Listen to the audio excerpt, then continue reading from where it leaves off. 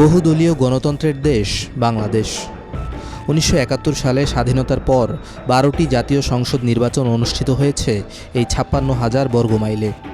কখনো কখনো স্বৈরাচারের ভয়াল থাবায় নির্বাচনের নামে হয়েছে প্রহসন। দেশের পুরনো দল বাংলাদেশ আওয়ামী লীগ ও বাংলাদেশ জাতীয়তাবাদী দল বিএনপি। এতদিন এই দুটি দলের মধ্যেই ছিল মূল প্রতিযোগিতা। জাতীয় পার্টি আর বাংলাদেশ জামায়াতে ইসলামী ছিল তুলনামূলক ছোট দল হিসেবে বিবেচিত। তবে এবারের প্রেক্ষাপট ভিন্ন। নিষেধাজ্ঞার কারণে নির্বাচনে অংশই নিতে পারেনি আওয়ামী লীগ। ভিন্ন এই বাস্তবতায় চলুন জেনে নেই ১৯৯৬ থেকে ২০০৮ তিনটি সংসদীয় নির্বাচনে কোন বিভাগে কারা কতটি আসন পেয়েছিল। বর্তমানে দেশের ৬৪ জেলাকে ৮টি বিভাগে ভাগ করা হয়েছে। ঢাকা বিভাগে ৭০টি আসন, চট্টগ্রামে ৫৮টি, খুলনায় ৩৬টি, রাজশাহীতে ৩৯টি, রংপুর বিভাগে ৩৩টি, বরিশালে ২১টি, ময়মনসিংহে ২৪টি এবং সিলেটে ১৯টি আসন। তবে সব নির্বাচনের সময় আসন সংখ্যা সমান ছিল না। সীমানা নির্ধারণের কারণে বিভিন্ন সময় আসনের তারতম্য হয়েছিল। এভাবে মোট ৩০০টি সংসদীয় আসনে ভাগ করা হয়েছে গোটা দেশকে। তবে এবারের নির্বাচনে শেরপুর ৩ আসনে প্রার্থীর মৃত্যুর কারণে সেখানে নির্বাচন স্থগিত হয়েছে।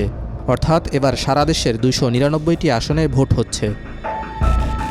১৯৯৬ সালে সপ্তম জাতীয় সংসদ নির্বাচনের সময় দেশের বিভাগ ছিল ৬টি।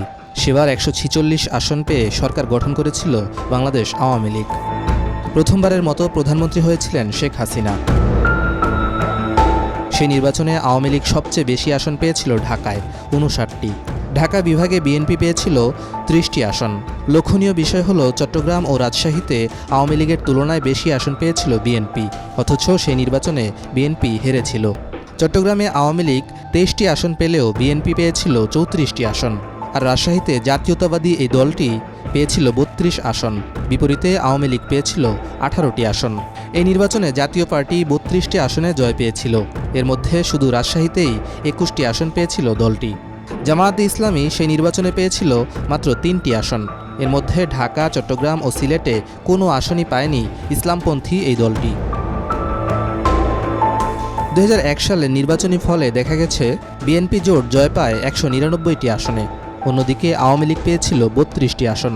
অষ্টম এই সংসদ নির্বাচনে ঢাকা, চট্টগ্রাম ও রাজশাহীতে সবচেয়ে বেশি আসন পেয়েছিল বিএনপি জোট, আর আওয়ামী লীগ সবচেয়ে বেশি আসন পেয়েছিল ঢাকা বিভাগে ৩১টি। সেই নির্বাচনে বড় পরাজয়ের স্বাদ পায় জাতীয় পার্টি। বরিশালের মাত্র একটি আসনে জয় পেয়েছিল দলটি। এই নির্বাচনে জামায়াতে ইসলামী মোট ১৭টি আসনে জয় পেয়েছিল। এর মধ্যে রাজশাহী ও সিলেটে যথাক্রমে ৬ ও ৭টি আসন পেয়েছিল দলটি। ২০০৮-এর নির্বাচনে আওয়ামী লীগের নেতৃত্বাধীন ১৪ দলীয় জোট ২৩০টি আসনে বিজয়ী হয়েছিল।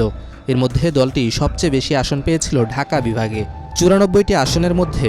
ঢাকা বিভাগের ৯৪টি আসনের মধ্যে ৮৭টি আসনেই জয় পায় শেখ হাসিনার নেতৃত্বাধীন এই দলটি। ঢাকা বিভাগের ৯৪টি আসনের মধ্যে ৮৭টিতেই জয় পায় শেখ হাসিনার নেতৃত্বাধীন এই দলটি। সেই নির্বাচনে চোখে পড়ার মতো বিষয় হলো ঢাকা বিভাগে বিএনপি একটি আসনও পায়নি। জাতীয় পার্টি এই নির্বাচনে ২৭টি আসনে জয় পেয়েছিল। এর মধ্যে সবচেয়ে বেশি ছিল রাজশাহীতে, আর জামাত পেয়েছিল মাত্র ২টি আসন, সেগুলো ছিল চট্টগ্রামে। এই তিনটি নির্বাচনের ফল বিশ্লেষণ করে দেখা যাচ্ছে ঢাকার কোনো আসনেই বিজয় নিশান তুলে ধরতে পারেনি বর্তমানে দ্বিতীয় বৃহত্তম রাজনৈতিক দল হিসেবে আলোচিত জামায়াতে ইসলামী। নির্বাচনী ফলে আরও দেখা যাচ্ছে বিএনপি চট্টগ্রামে কখনো ১৮টি আসনের কম পায়নি, আর রাজশাহীতে দলটির সর্বনিম্ন আসন সংখ্যা ছিল ৮টি। ৯৬ ও ২০০১-এর নির্বাচনে দলটি শতাধিক আসন পেলেও ২০০৮-এর নির্বাচনে পেয়েছিল মাত্র ৩০টি আসন। নোবেলজয়ী ডক্টর মোহাম্মদ ইউনূস বেশ কয়েকবার বলেছেন, ত্রয়োদশ জাতীয় সংসদ নির্বাচন হবে দেশের ইতিহাসের সেরা নির্বাচন। দেখা যাক আওয়ামী লীগ ছাড়া এবারের নির্বাচনী ফলে কোন বিভাগে কোন দল সংখ্যাগরিষ্ঠতা পায়।